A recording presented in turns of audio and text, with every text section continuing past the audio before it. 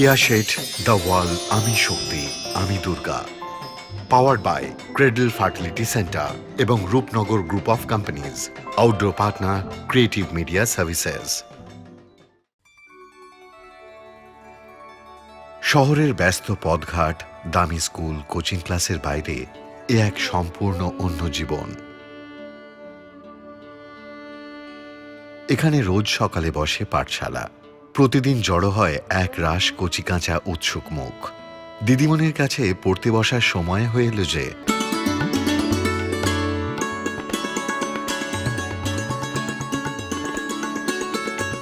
খোলা আকাশের নিচে গাছপালা, জঙ্গলের ঝোপঝাড়কে সাক্ষী রেখে জমে ওঠে স্কুল।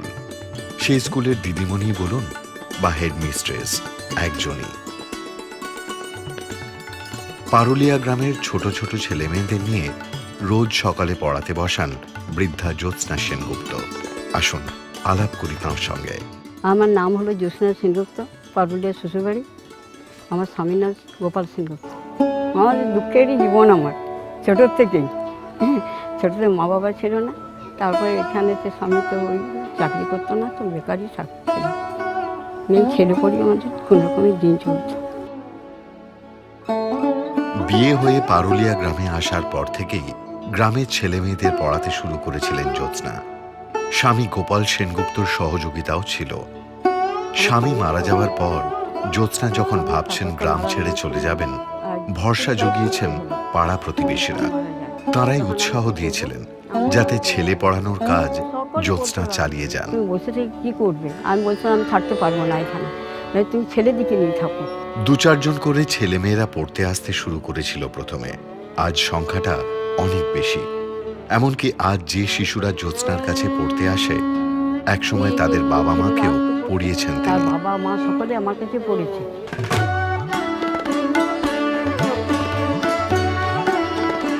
কেউ ঠাকুমা ডাকে, কেউ দিদিমা, কেউ বা আবার বড় মা। আমার দিদিমণিকে খুব ভালো লাগে। টাকা পয়সার কোনো চাহিদা নেই জ্যোৎস্নার। যে যা দেয় দেয়, তাতেও আমি কিছু বলি না। হ্যাঁ, যে একবারই আমাকে 100 টাকা দিতে হবে, 150 টাকা, সেও আমি কিছু বলি না। আমাকে যে যেমন পারে তেমনি দেয়। আজ 30 বছর ধরে গ্রামের ছেলে মেয়েদের পড়াচ্ছেন জ্যোৎস্না। যতদিন বাঁচবেন এভাবেই পড়ানো চালিয়ে যাবেন, এমনটাই ইচ্ছে তার। যতদিন থাকবো ততদিন আমি ছেলে পড়িয়ে যাবো। কি করি বলুন, না পড়ালে তো আমার দিন চলবে না। প্রতিকূল পরিস্থিতি রয়েছে অনেক, কিন্তু তা সত্ত্বেও বন্ধ হয় না স্কুল। একদিনে 2-3 ব্যাচ করেও পড়ান জ্যোৎস্না দেবী। এখন যে যেমন একসাথে 20-25টা ছেলে আসছে, তখন তো একসাথে অতগুলো ছেলেকে কোথাও বসাবো আমি, তাই 2-3 করে পড়াই। মেয়ের বিয়ে দেওয়ার পর এক যা ছাড়া নিজের বলতে কেউ নেই তার। নিয়ে আমার একটা মেয়ে আছে, মেয়ের বিয়ে হয়ে গেছে। কোন রকমের দিয়েছি, যেমন করে হোক। জায়ের সঙ্গেই থাকেন তিনি। বার্ধক্য ভাতা পান সামান্যই।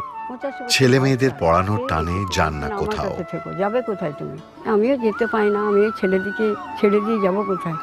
তার জন্য আমি যাই না কোথাও, এখানেই থাকি।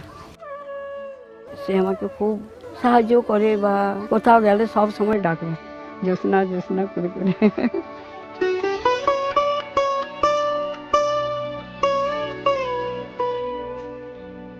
কার বাড়ি দিয়ে যাবে? চলে যাবো করছো, যেও না কোথাও, এখানেই থাকো। ছেলে পড়াবে আর থাকবে। তা আমি ছেলে পড়াই, ওরও বয়স হয়েছে, একটু সহযোগিতা করে দিই। আর ওই যা দেখতে তো যা আমাকে একটু ইয়ে করে, ভালোবাসে খুবই। মানুষের ভালোবাসাই সম্বল জ্যোৎস্নার। সেই ভালোবাসাকে সম্বল করেই এগিয়ে চলেছেন তিনি।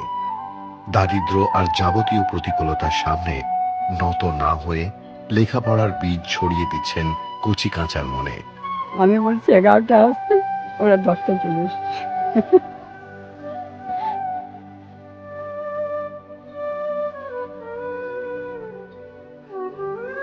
সম্মানীয়া জ্যোৎস্না সেনগুপ্তা একটি খুব পপুলার নেম, কারণ এই এলাকার সকলেই জানেন দারিদ্রতাকে ছাপিয়ে উনি বাচ্চাদের যেভাবে শিক্ষাদান করে চলেছেন, অভিভূত।